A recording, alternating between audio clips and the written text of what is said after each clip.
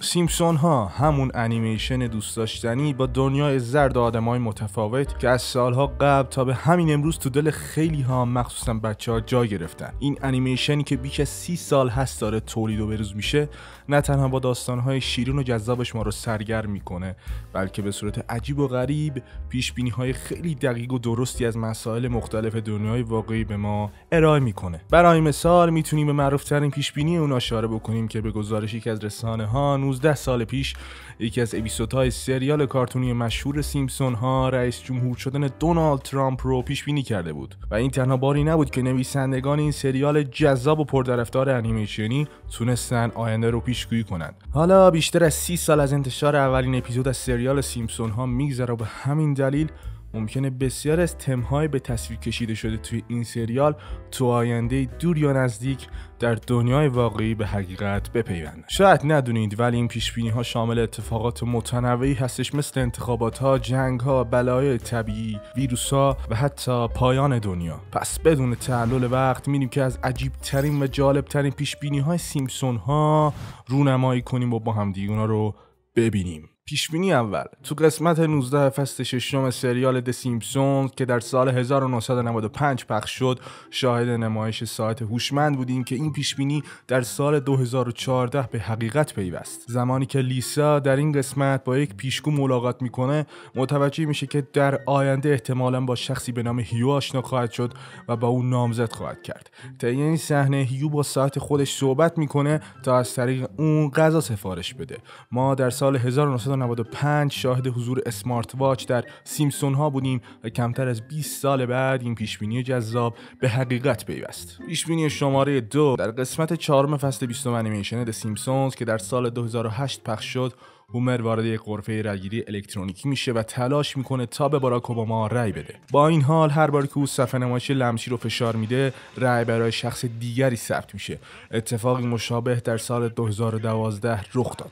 وقتی یک نفر در غرفه رأیگیری نمیتونست به نامزد مورد نظر خود رأی بده، بر اساس این ویدیو که حدود 10 میلیون بار تماشا شده، هر بار که وی تلاش میکرد به باراک اوباما رأی بده، رأی برای میت رامنی ثبت میشد. پیشبینی مورد سوم: همونطور که اول ویدیو اشاره کردیم، یکی از مشهورترین پیشبینی ها در سال 2000 رخ داد. در زمانی که خیلی ها انتظارشون نداشتن، این سریال پیشبینی کرد که دونالد ترامپ روزی رئیس جمهور آمریکا خواهد شد. در قسمت 17 فصل 11 که در سال 2000 پخش شد، به آینده سفر کردیم و لیسا، دختر کوچک خانواده رو دیدیم که رئیس جمهور جدید ایالات متحده شده. اون به کابینه خودش میگه که اونها یک بحران بودجه رو از دولت قبلی که متعلق به ترامپ بود به ارث بردند.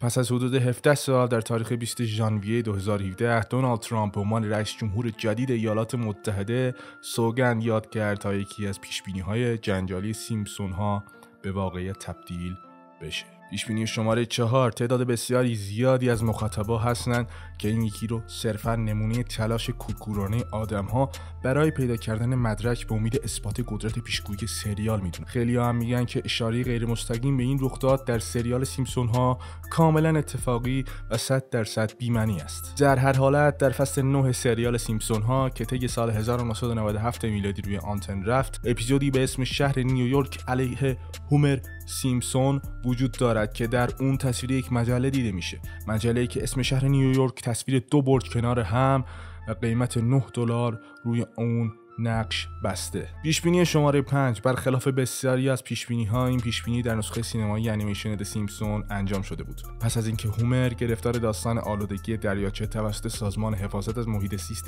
ایالات متحده آمریکا یا EPA شد، او و خانواده‌اش در سال 2007 فرار کردند. در سال 2013 اسناد برملا شدند. ادوارد اسنودن، کارمند NSA، اسناد رو برای عموم مردم فاش کرد که نشان میدادند که آژانس دولتی چند سال است که به جاسوسی از مردم عادی میپردازه. این کار حتی پیش از اینکه انیمیشن د سیمپسونز اون رو پیش بینی کنه انجام میشد، اما موضوع تا سال 2013 فاش نشده بود. پیش بینی شماره 6: در سال 2011 میلادی دو اتفاق قابل توجه در حوالی 2 نیروگاه هسته‌ای متفاوت رخ دادند. یک ماهی ستش در آرژانتین پیدا شد و مردم چند میوه جهش یافته با ابعاد و ظاهر عجیب در ژاپن دیدند. جالب اینجاست که سریال د سیمپسونز به ترتیب در سال 1990 و سال 1999 یک ماهی سه‌چشم و میوه‌های جهش یافته رو به تماشاگرها نشون داد، در حالی که سرچشمه رخ دادن هر دو اتفاق نامعمول تأثیر نیروگاه هسته‌ای روی طبیعت بود.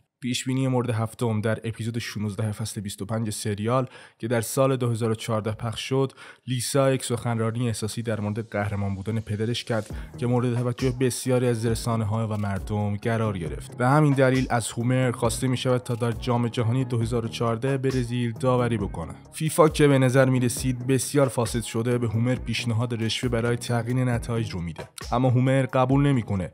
تنها یک سال بعد و در سال 2015 مشخص شد که نهادهای خاصی در فیفا درگیر رشوه، کلاهبرداری و پولشویی بودند. برملا شدن این اطلاعات باعث شکلگیری یکی از جنجالی ترین پرونده ها در حوزه ورزش شد. البته انیمیشن د سیمپسونز مصدومیت نیمار رو، پیروزی آلمان در برابر برزیل رو درست پیش بینی کرده بود. در جام جهانی شاهد هر دو اتفاق بودیم. خب رفقا، اگه تا اینجای ویدیو رو خوشتون اومده ممنون میشم چنل رو سابسکرایب کنید، این ویدیو رو لایک کنید و هر نظری، انتقادی، پیشنهادی دارید واسم توی کامنت ها بنویسید. ایده های جدیدتر کمک به من. دمت گرمه. برو بریم سراغ ادامه ویدیو.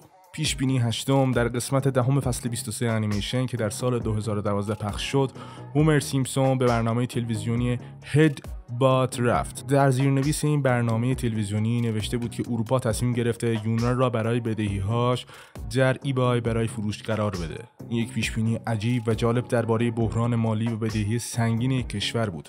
در سال 2015 بحران بدهی کشور یونان به حقیقت پیوست. این کشور سالها با مشکلات مالی دست و پنجه نرم کرد. پیشبینی مورد نهم در قسمت 12 از فصل 21 سریال، مارج و هومر یک برنامه شام رو ترتیب میدن. اونا خیلی اتفاقی وارد المپیک زمستانی میشن. در این قسمت مارج و هومر باعث قهرمانی آمریکا در رشته کارلینگ یا کرلینگ دقیق نمیدونم یا همون حلقه زدن شدن. پیش از آن این کشور موفق نشده بود به این دستاورد در این رشته تیمی دست پیدا بکنه. در سال 2018 و در المپیک زمستانی پیونگچانگ آمریکا موفق شد با شکست سوئد برای اولین بار در دنیای واقعی قهرمان رشته کرلینگ کورلینگ شود تا پیشبینی سیمپسون ها حدود 8 سال بعد درست از آب در بیاد. کسب مدال طلای المپیک در رشته حلقه زدن یک اتفاق تاریخی در ورزش این کشور بود. پیشبینی دهم در قسمت 19 فصل 6 که در سال 1995 منتشر شد به آینده سفر می‌کنیم و لیسا را می‌بینیم که در جشن عروسی خود با مارج تماشا تصویری برقرار می‌کنه. ما شاهد مکالمه تصویری اونها در این قسمت هستیم. راستی در همین اپیزود هیو پارکفیلد نامزد لیسا میگوید که بریتانیا باعث نجات آمریکا در جنگ جهانی سوم شده که امیدواریم پیشبینی وقوع جنگ جهانی سوم هیچگاه رنگ واقعیت به خود نگیره. در هر حال در سال 2010 برنامه فیس تایم معرفی شد که با آن کاربرها میتونستن واقعا به سادگی تماس تصویری برقرار بکنن. پیشبینی مورد 11 در اپیزود 5 فصل 10 سریال که در 1998 پخش شد، ران هاوارد وظیفه کارگردانی فیلمی رو به عهده گرفت که هومر سیمپسون فیلمنامه اون رو برای فاکس قرن 20 نوشته بود. در این اپیزود تصویر جالبی رو می‌بینیم که در آن فاکس قرن 20 به عنوان یکی از بخش‌های والت دیزنی معرفی شده است. در اون زمان به نظر می‌رسید که با یک شوخی راجع به سرنوشت شرکت صاحب سیمپسون ها روبرو هستیم، اما کمتر از 20 سال بعد این اتفاق واقعا رخ داد. دیزنی و فاکس قرن 20 در اواخر سال 2017 به توافق رسیدند و قرارداد خرید در سال 2018 با مبلغ 71 میلیارد دلار نهایی شد تا بزرگترین ادغام تاریخ سینما و تلویزیون رخ بده. این پیشبینی شاید بزرگترین پیشبینی انیمیشن د سیمپسونز باشه که امروز رنگ واقعیت به خود گرفته و حال سیمپسون ها به بخشی از دارایی های دیزنی تبدیل شدن. رفقا، یه نکته وجود داره. اگه خواهان سریال گیم آف ترونز هستید و هنوز موفق به تماشای کامل اون اگه نشدین، توصیه من این هستش که این یه دونه فکت رو رد بکنید چرا که دوش اسپویل هست.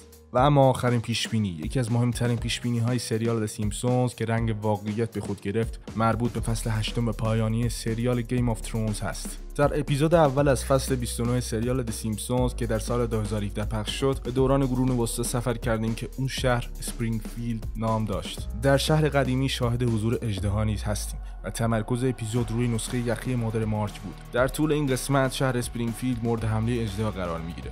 اعضای خانواده سیمپسون در حال تماشای صحنه هستند. اژدها تمام شهر رو به آتش میکشه. همینجا یک پیشبینی جالب رو دیدیم، زیرا چنین صحنه‌ای کمتر از 2 سال بعد در یک سریال محبوب دیگر به نمایش در اومد. پیشبینی هایی که با هم بررسی کردیم میشه گفت 50% از پیشبینی های این سریال انیمیشنی بود و هنوز که هنوزه این انیمیشن تحت بررسی تحلیلگرهای مختلف از نقاط مختلف دنیا هستش که دارن بررسی های لازمه رو انجام میدن و یه جورایی با استفاده از این انیمیشن میخوان جلوی یک سری فاجعه ها رو بگیرن. رفقا دمتون گرم که تا به آخر ویدیو منو همراهی کردید. ممنونم ازتون. ممنون میشم اگه ویدیو رو دوست داشتید همین الان لایک بزنید و کانال رو سابسکرایب کنید و از همه مهمتر زنگوله کانال رو فعال بکنید به محض اینکه ویدیوی جدید گذاشتم و آپلود کردم به شما اطلاع داده بشه و من رو توی سوشیال مدیا حتما فالو داشته باشید. عشق منی. تا درودی دیگر بدرود و یا حق.